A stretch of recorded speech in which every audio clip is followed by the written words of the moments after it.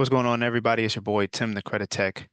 And on today's video, we are going to talk about mindset.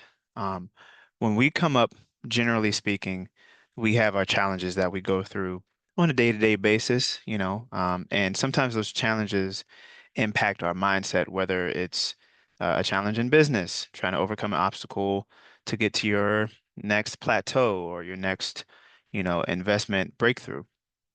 Others, it could be, a challenge in your relationship or in your health or your weight or something like that.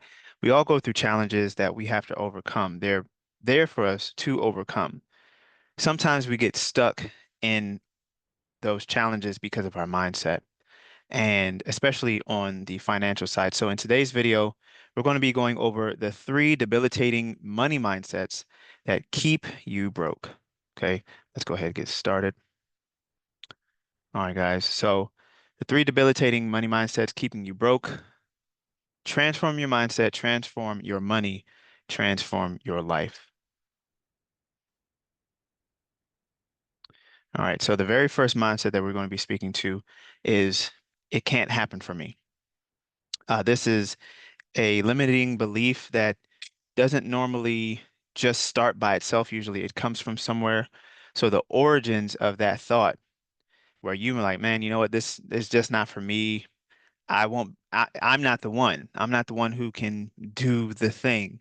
I'm not the one who can break the financial curse in our family. I'm not the one who can break the generational curse in our family. It can't happen for me. I'm not the one. If you've ever experienced that before, you know what I mean, where you feel like this task is so daunting, you're not the one to overcome it. Well, in terms of the money aspect, usually that starts when we're very young. One of the things that we've heard before is money doesn't grow on trees. We've also heard, oh, we can't afford that. And as of recently, at least within the last 5 to 10 years, I'm sure you may have heard before the saying, do you have McDonald's money? Right? And, that impacts us very hard, even in our younger age, and it can find its way into our adulthood. The next thing is the voices of doubt. We got the friends, the family, the loved ones who mean well, but they tell us to be realistic with our expectations. They tell us to be realistic or not to aim too high because they don't want us to fall down or be let down. I've even had a neighbor say, when I told her, I said, man, yeah, I want to build my businesses up to the point where I can make $100,000 a month. Not only did she scoff at me, she said, listen, just go get a job, just just get stable, just do something where you can just make some consistent income. You don't have to think too hard about it. And you know I didn't fault her for that. I understood where she was coming from, especially as she was trying to help me, at the time when I was looking for a job, to find a job. And she was like, well, just find a job, don't even 100. That doesn't make sense, right? And then you have internal dialogue. Me personally, I've experienced internal dialogue where when I got denied for a credit card increase, it was just a $250 increase. They denied me, and I said, man, you know what? Maybe it's just not in the cards for me, right? Um, it- you know, the self-talk that pushes you away from your goal, away from your dream, or even just like you just want a chance and things seem to not work for you, and so you start having that internal dialogue where you just say, it's not going to happen, you know. And unfortunately, as a result of this, what ends up happening is you actually start to fulfill on this self-talk, right? This I can't have it or it can't happen for me. You actually start to fulfill on it because the circumstances around you make it seem as though it's actually real. And as I mentioned before, the origin of some of this self-talk doesn't start necessarily with you, but sometimes it starts early childhood and early development. I'm sure, you could probably raise your hand and say it was me who heard my parents say, oh, money doesn't grow on trees, or, not this time because money is tight, or, we got to make sure that we can pay for our house or pay for rent. And what that does is it creates some type of fear. It creates some type of anxiety, especially when it comes to money, because if the conversation is, oh, we don't have enough money, then the conversation around money will be a conversation of scarcity. It's hard to think past, oh, the fear of not having or something bad happening, like losing your apartment or your home or your car, which are very real experiences. Um, but it usually, like I said, it usually starts in the beginning of early childhood, and it creates the pathway going into adulthood, even to the point where when you have your early failures, especially now in this generation, a lot of people are very afraid of starting their own thing because they're afraid of the failure, especially with the school system teaching us that we have to get good grades or else we're going to fail, right? When in life, that's not really how life works, right? But this is something that's been trained in us. It's been um, it's been given to us in a way where we have to think success or failure, and failure almost means, our demise, right? And then the last thing is comparison trap, where we compare, especially our financial situation. We're looking at the Joneses, the people across the street who might have a better home or a better car, or they have a better job, and we look at our own situation and we say, man, like I'll never get there because I can't do what that person does. And so I'll never see that money. I'll never see the car. I'll never see that happiness, that level of happiness, say with the family or just, happiness with one's personal mission, vision, or so on. And, that those thoughts can debilitate us, right? And that actually can lead us into this next thought, especially when it comes to money and, credit and funding and just getting your foundation straight. That next thought is that great credit and money are only for the rich. Now, remember when I said my internal dialogue was, man, maybe it's not for me, maybe it's not in the cards. So, short story with that, I had a $750 credit card. I had the card for 3 years. It started out as a $500 card, and they were just giving me a $50 increase here, a $100 increase there. And for this last time that I was going for an increase. My my thought was, man, I've been asking for increases over and over and over, and I've been paying my card off. I've been using it fully, been paying it off, using it fully. I didn't understand the system. I didn't know how credit worked. I just knew I've seen people with $10,000 cards. I've seen people with 20,000, even $50,000 credit cards. And I said, look, I'm not even I'm not even asking for that much. I just want $1,000. How many people just want $1,000 credit card, right? You probably want the $10,000 or the $50,000, whatever. But the case is, if you don't have one, you'd even be happy with $1,000, right? And if that's you, tap yourself. That's me. Well, I just wanted $1,000. That was only $250 increase to my card that I had. And I went for it, and I got denied again. They said, we cannot honor this request.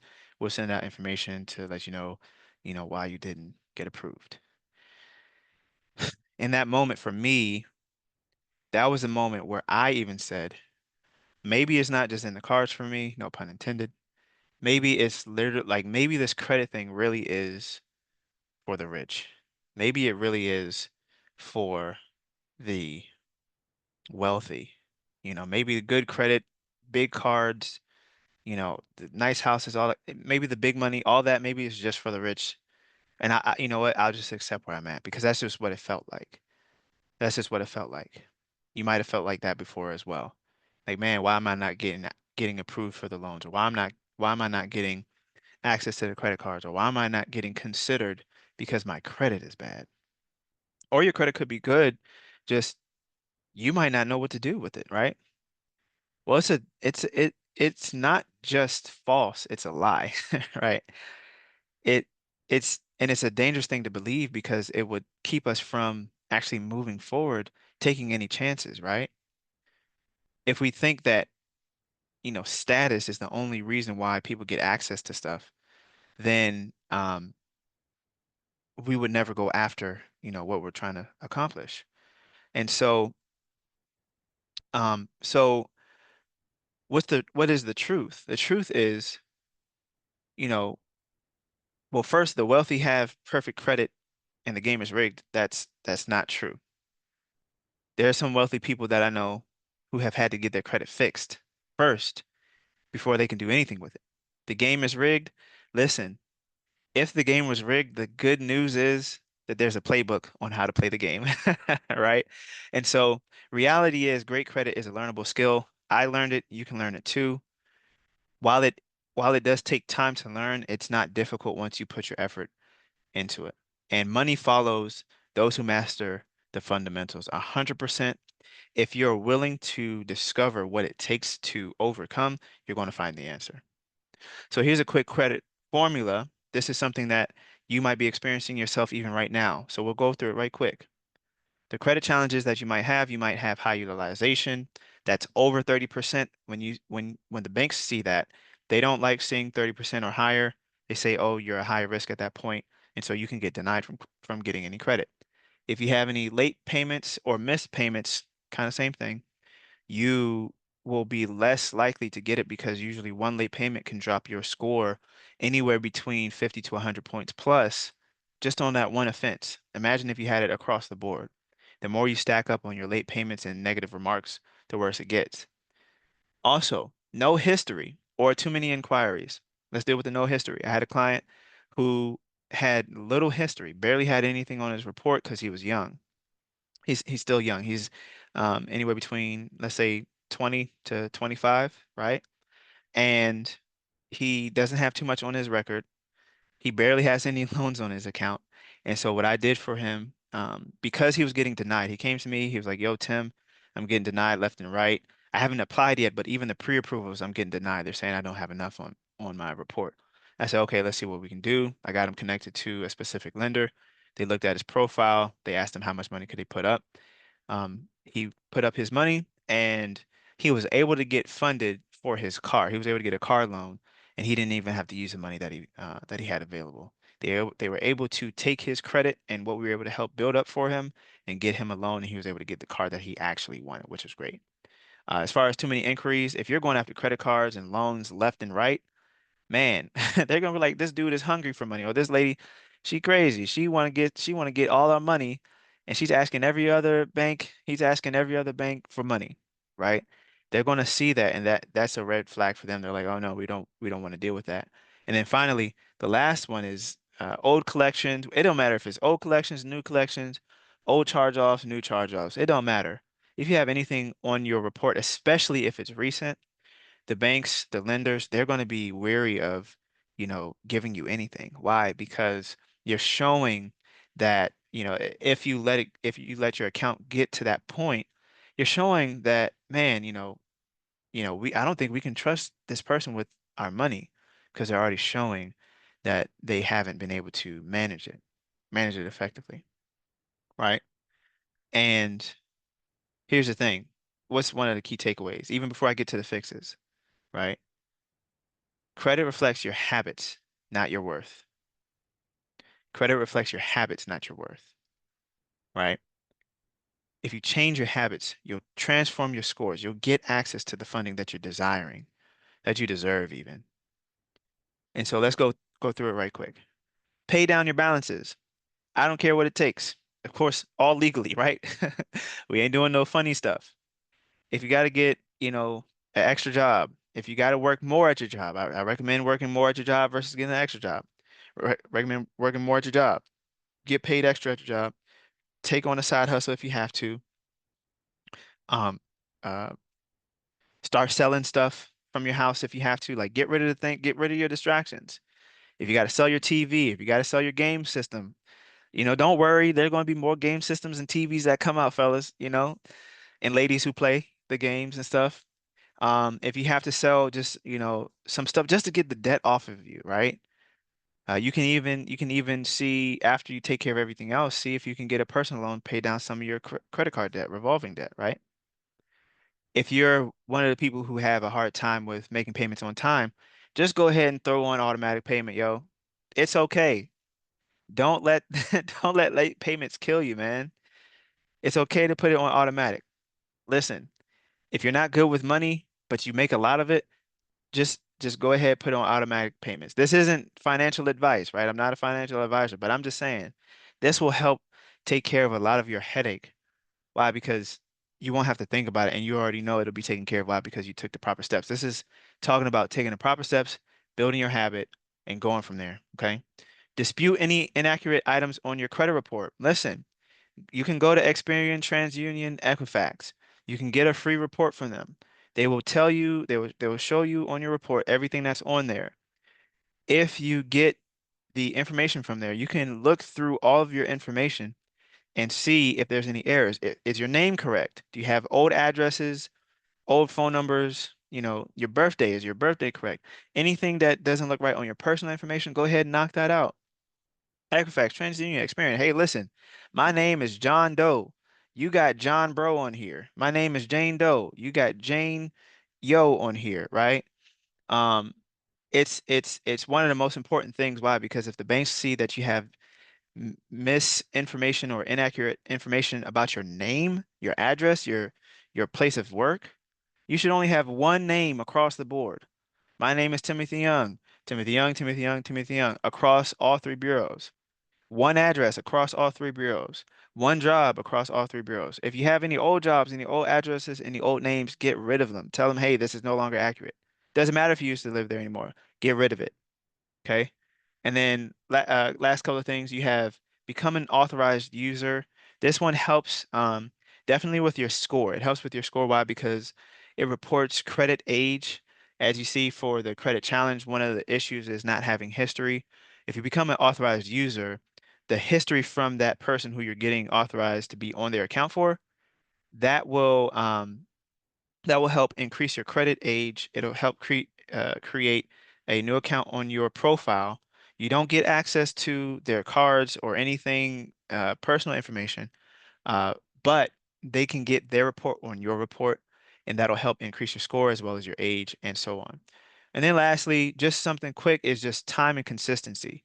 If you follow these steps and you continue to build your muscles with taking care of your credit, this will help make sure that you do become fundable for the thing that you're trying to do, whether you're trying to get $10,000, $50,000, even up to $100,000. Okay, so your credit habits will reflect your report. It's not your worth, but your habits will definitely transform your scores. Okay, now how the poor versus the rich think about money. So the poor could be, poor, middle class, whatever. Not rich, but poor or middle class. The way that we have been taught to use money is you either pay for everything in cash, right? You don't get credit unless you absolutely need it, right? And for the most part, we might have been taught how to save or that we should save, but we haven't been taught how to invest, right? So, poor mindset is consumption. We just spend money, spend money, spend money. We might go for the J's, we might go for the watches, for the bags. We might spend a lot of money on gifts, a lot of money on events and so on. We might spend a lot of money on our TVs or something for our entertainment. Why? Because we want to have the good stuff now. It feels good to have stuff now. If you've been in that boat before, you can understand. I've spent money on clothes, on my gaming stuff. I've been spent money on tickets, coming up just because that's just what I knew, right?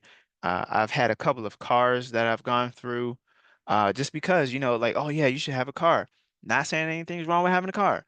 Just there's a different mindset. When you're in the mindset of the poor or the middle class or something like that, again, I'm not coming for you. I'm just saying this is what happens. We don't spend time or money on learning how to create income where we don't have to clock in for 40 hours a week.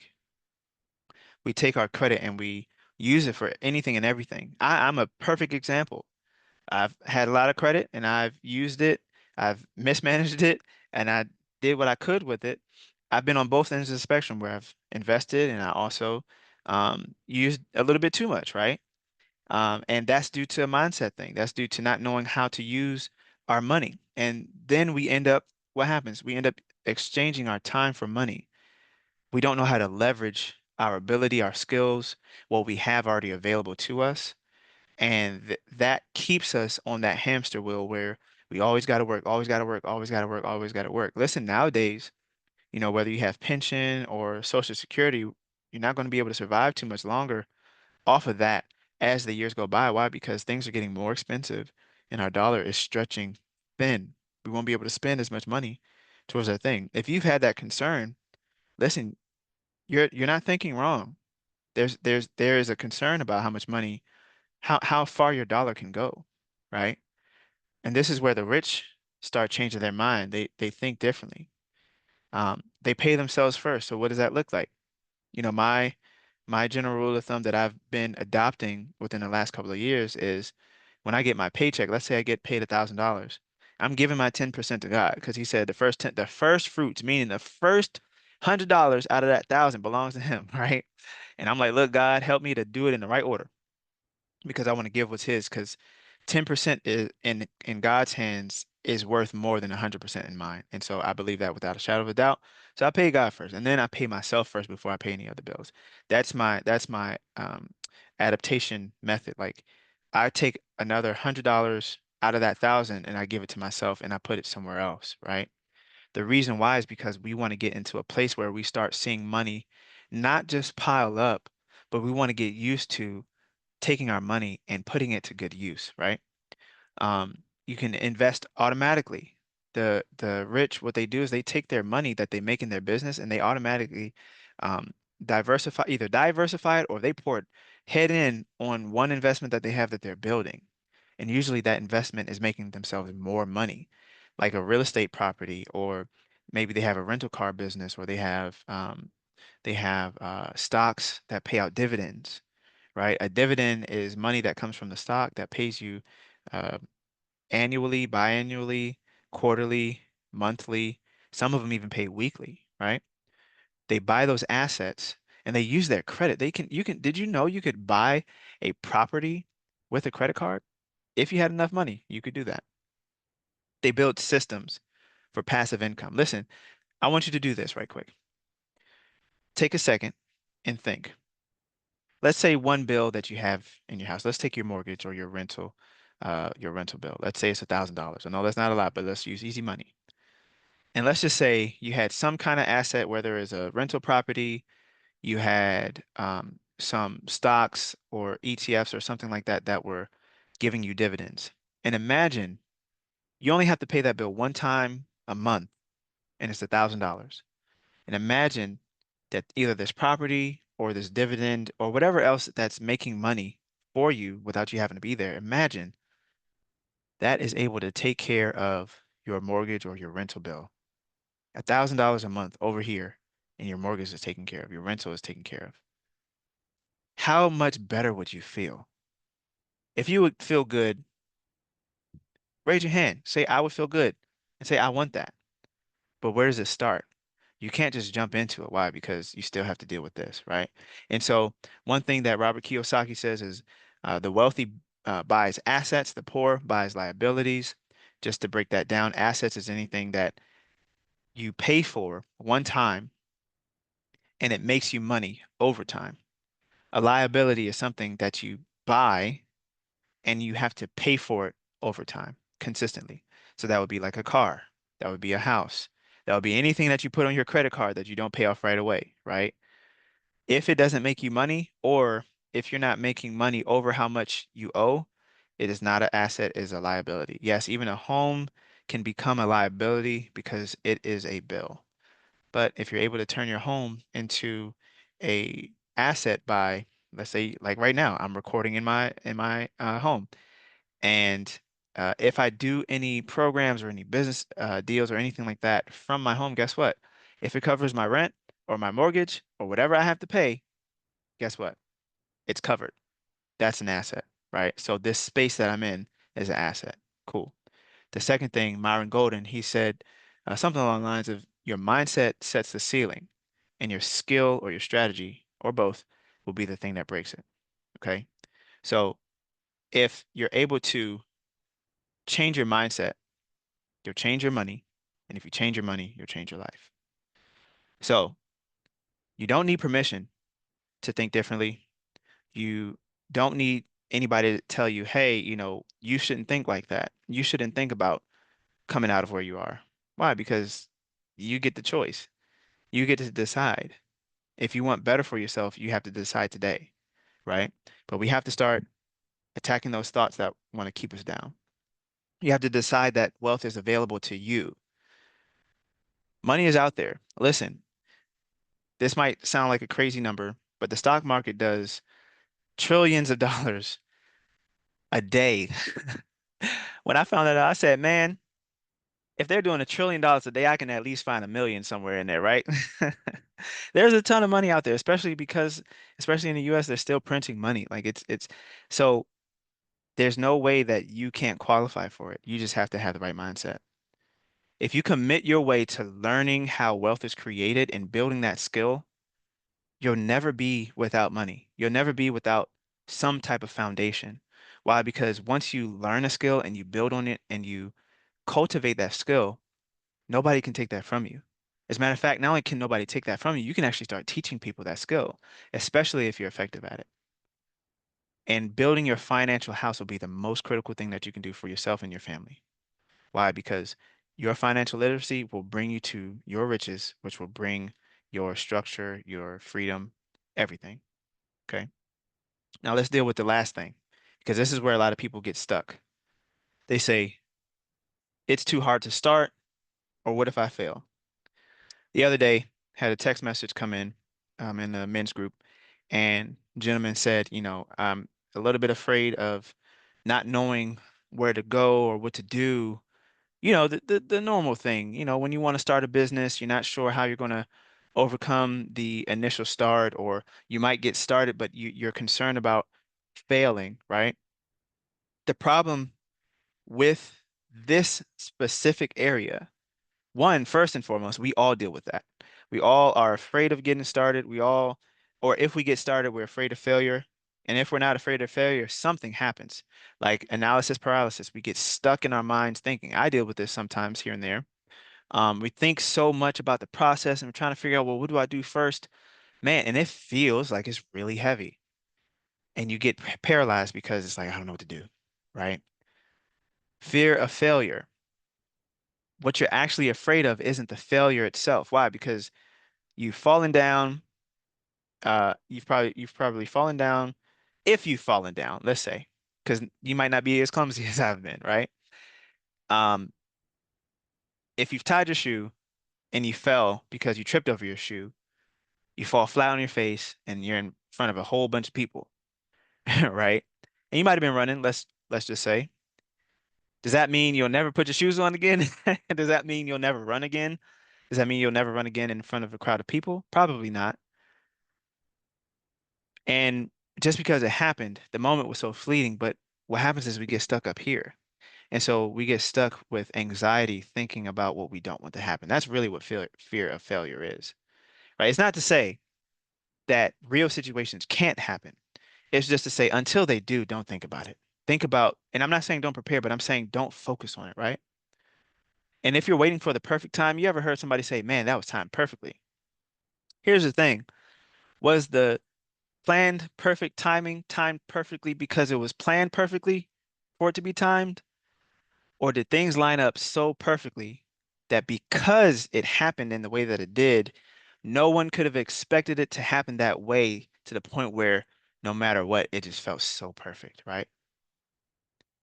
You know how you have the blocks and you have the box. You got the squares and the circles and the triangles and the stars. And each shape that belongs to its own hole fits perfectly. That's by design. That's not based on time. There's no perfect moment to get started with anything except to get started with it in the moment in the moment that you see it.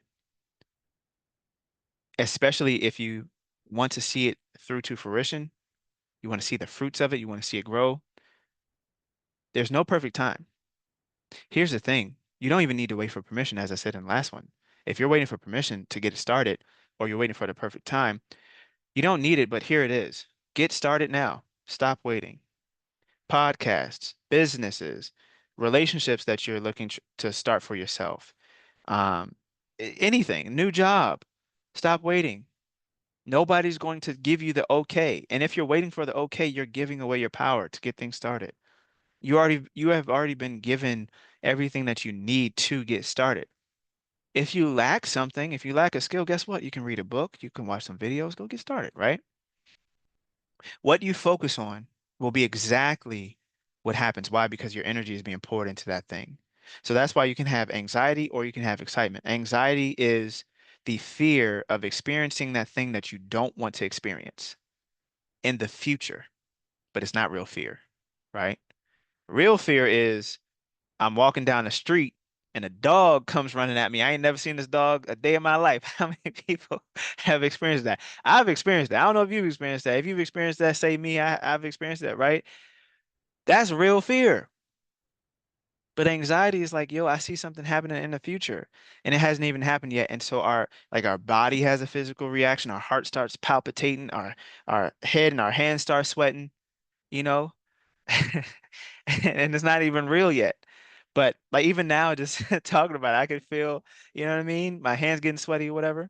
But here's the thing, it's not real. It's just a figment of our imagination. It doesn't mean that it can't happen, but we get immobilized because we focus on it. So if you focus on the obstacle, you're gonna experience the obstacle and more. It's not just the one, right? But if you focus on the outcome that you're after, the possibility of it happening, the momentum that you need to create in order to have it happen, like if I put my foot forward one step at a time, guess what? That's creating that momentum. If you focus on that, that's what's going to happen. Okay. And again, the secret, what's that? Building momentum despite fear, you just get started. Just go ahead and get started. You don't eliminate the fear. It doesn't feel good all the time. And sometimes you just need to shut your brain off and just say, hey, I'm just going to stop thinking about it. I'm gonna stop worrying about my emotions. I'm just going to go ahead and get it done. Get it started and get it done. You'll be surprised what you can do, right? How do you build the momentum? Well, first you create curiosity. You create curiosity, the anti-paralysis protocol. So let's say you want to start a business and you don't really know, where to start. Well, first and foremost, you can start with the skills that you already have. It's already been mentioned. You can start with your skills. But if you feel like you're lacking, go ahead and study. Study it already. You already know the basics. Go ahead, get started in studying. Right? I knew a girl I used to work with. She said, you know what? I'm thinking about starting what is it called? The ashtrays and coasters, drink coasters, where she would create them with acrylic. It was a cool idea, and I actually got to see, the finished product. And all she did was she learned how it works. She learned what she needed. She learned that she had to do something with an oven, and she had to cook it to a certain temperature, something like that, right? And she made so many to the point where she had stacks upon stacks upon stacks. And then she was posting them in on her Instagram page. It got to the point where people were asking her if she could buy them from her. This was something that she decided to start during COVID. And she told me, Tim, I'm not thinking, I'm not even thinking about doing it as a business. I just did it because I had time that I had to myself that I wanted to do something. I wanted to feel like I could get some motion done and, get something moving. And this was just started on a whim, and people want to buy stuff. There are people out there who want to buy anything from you because you're the person selling it, not just because it's the thing that you're selling, right? So study your field, watch some videos, um, make sure you learn, give yourself some time. And, your curiosity will pull you towards your goal, but fear again will push you away. But remember, it's mindset, right? Mindset. And so start ridiculously small. The Bible, Jesus said, uh, have the faith of a grain of a mustard seed, and you'll be able to tell this mountain to move. Now, the mustard seed, it's like, it's like, you know, if you've never seen a mustard seed, I highly recommend either going, pulling it up on Google or going to get yourself one. Why? Because it'll bring some context to the conversation. He said, if you have faith that small, you'll be able to move a mountain, push it into the ocean, right? Push it into the waters. That's how strong faith works, right? If you do one small action, let's use the tying the shoe thing. if I just tie my shoes a little bit tighter, I won't have to worry about tripping. If I tie my shoes a little bit tighter, if I learn how to tie my shoes a little bit better, maybe one step at a time, right? Or let's just say, podcast. The easiest thing to do before you get all the equipment, before you get all the stuff, most phones nowadays, they have a camera. Just hit the camera, hit record, and start talking. Sometimes that's all you got to do, right? Once you start building that momentum, you'll be able to move forward and you'll be able to feel a little bit better each step of the way. The more that you move, the more faith that you'll have moving forward. And don't worry about getting it perfect every time. Action destroys fear every step that you take. Like right now, if I was afraid to do this video, I don't even have time to be afraid to do the video because I'm talking. It doesn't make sense, right? I have to get it out. I have to talk. And so I'm not going to let fear stand in the way of, getting this out. Hesitation, if I'm too afraid, oh my goodness, I'm going to slow down. I'm not going to take any action. Okay. So you don't need to see the full staircase. You just need to take the first step. You don't need to see the whole Picasso painting. You just need to start with the first line. All right. Now, your new money mindset starts now. So first mindset, it can't happen for me. That is a lie. It's fiction. It's false. It's fake. You've probably heard the saying, if you can, if you say you can, or you say you can't, you're right. Here's the thing. If you said I can, or you said I can't, did you make that up? Did that come out of your mouth? Yes, it did. And so if you say, man, I can do this, or if you say, how crazy is this going to be when it works? How do you think that'll make you feel? If it doesn't make you feel good, you're still up here, right? There's something that you got to work with. You got to look for those things that are debilitating you, right? Wealth is achievable, especially if you have strategy and you have persistence. Don't quit. Don't give up. Listen, the bills are going to scream at you. The debt collectors might be calling your phone. The repo man might be trying to get you, right? That's if you're struggling with money or something like that. But you have an idea and you want to put it out and you want to make some money with the idea. Okay. You might be like, oh man, there might be an idea that comes to you where it's like, man, she might say no, or he might look the other way and not notice me. Well, you won't know until you try. And I know there's a lot of memes out there saying the worst thing she can say is no, and the worst thing is actually feels worse than no. But even then, like you still will never, like you can't solve it in your head. You have to experience it, right? You have to keep going forward. So, especially with your wealth, you have to push forward for your wealth. If you master the fundamentals, especially with your wealth, with your credit, with your financial literacy, with your skills, if you build on that, it's not a secret. It's not something that's hidden. It's not gate kept, right? You can chat GBT, you can do any AI search engine, Google it. How do I get started with building my financial literacy? Let's say you're already built in your financial literacy, but you want to scale, you want to go higher, you want to go bigger, you have a business and you want to take it to the next level. Hey, chat, or hey, Google, this is where I'm at. I would say chat in this case. This is where I'm at with my business. How can I take it to the next level? How can I 10x it? How can I hit a million dollars in the next year? How can I hit $100 million in the next 10 years? Something like that, right? It's, I say if it sounds crazy, it's crazy enough to try because look, if you haven't tried it and you've been working for the last 10 years, guess what? Another 10 years is going to pass by whether you believe it or not. And so I'd rather deal with the crazy thing that seems too good to be true or too big. I'd rather take a huge chance on that.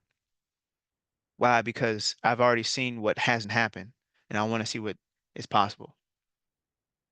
And if you build unstoppable momentum and you start small, the snowball effect starts at the top of the hill and then it rolls and then it becomes a big snowball. But it doesn't just become a snowball. If it falls off a cliff, what happens? It creates even more momentum and it goes from snowball to avalanche. And that avalanche could be your financial breakthrough that you're looking for, but it has to start somewhere. And if you have daily progress, you'll be able to see your financial breakthrough at some point. At some point, you'll be able to see it. And so, your financial freedom, the decision to become financially free, you have to make that decision. You have to say, I'm not looking back. It's going to look hard. It's going to feel like it's impossible. It's going to seem like it's too big for you, and all of that is not true. It might feel difficult, but it doesn't mean it's too big for you or too hard for you to overcome. There's nothing that you can't overcome. And so, with that being said, I hope this encourages you. I hope this helps you to understand that these mindsets, they're not meant to stay. If you're here watching this video right now, let this be your wake-up call. Let this be your sign, if you will, that you have everything inside of you that you need in order to get started. You've already been equipped. And the best part about it is if you need help, you can always get help. You can always reach out to somebody you believe is effective in that area, especially in the financing realm, especially in the credit realm, and especially in any kind of investment, whether it's Turo, real estate, crypto, and stocks, options, anything like that. It doesn't matter. Find somebody to help you out and get the ball rolling, right? I hope this helps you. If you have any doubts, crush them. Call them out. Declare that you will overcome them.